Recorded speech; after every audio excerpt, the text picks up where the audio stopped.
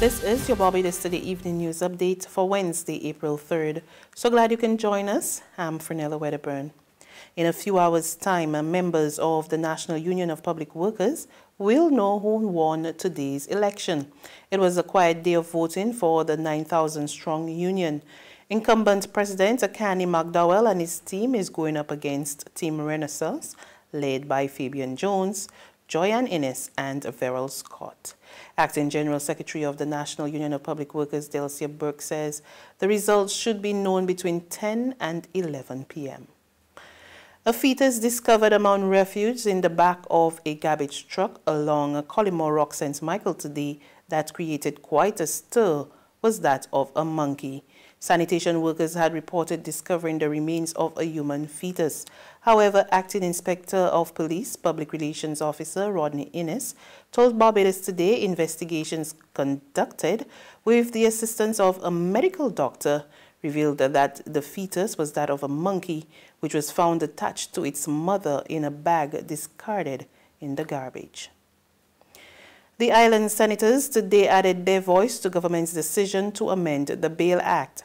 Under the proposed changes, anyone facing a murder charge will only be considered for bail after they are spent 24 months in custody.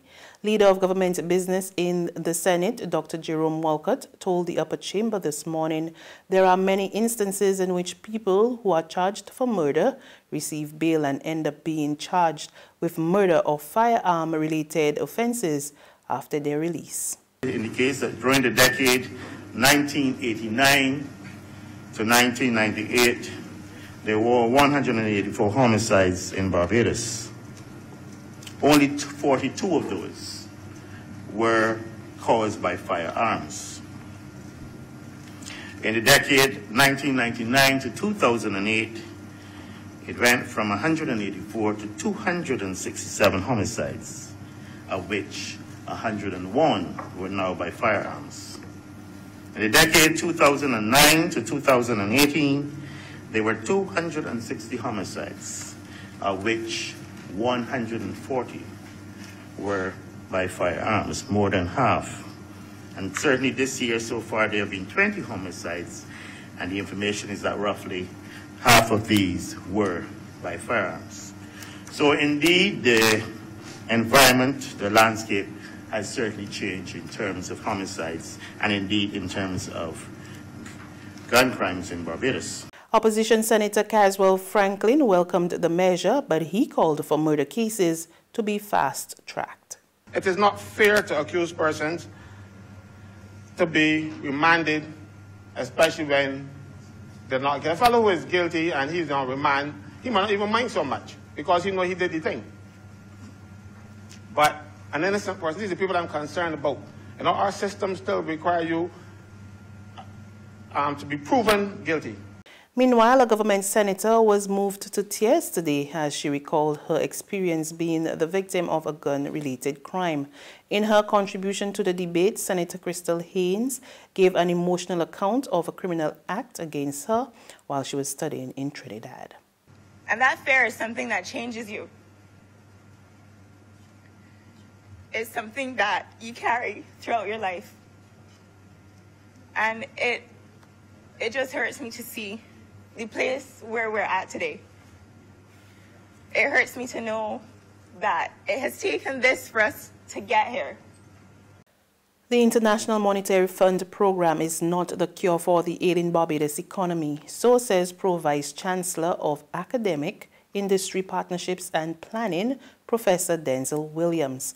Speaking during a special consultation between the UWI and private and public sector players on entrepreneurship and industry partnership at the 3Ws Pavilion yesterday, Williams reasoned that growth will come from local enterprises stepping up their game and becoming more competitive. The only other lever that the Barbadian economy has to pull at this moment to stimulate aggregate demand despite austerity is to improve the international competitiveness of their firms so that you can trade internationally and improve your net trade with the rest of the world. So international business becomes a key pillar for the growth and development of the Barbadian economy, and as I said, most of the other Caribbean economies.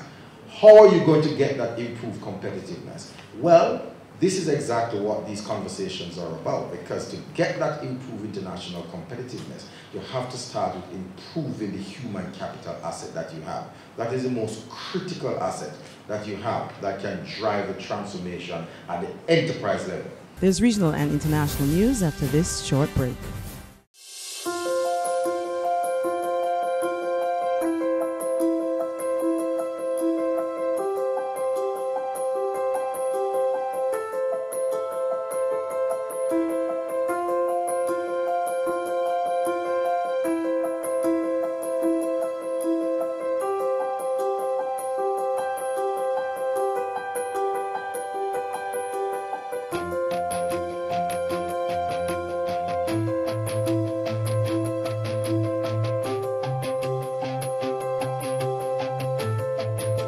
Barbados Today, news you can trust.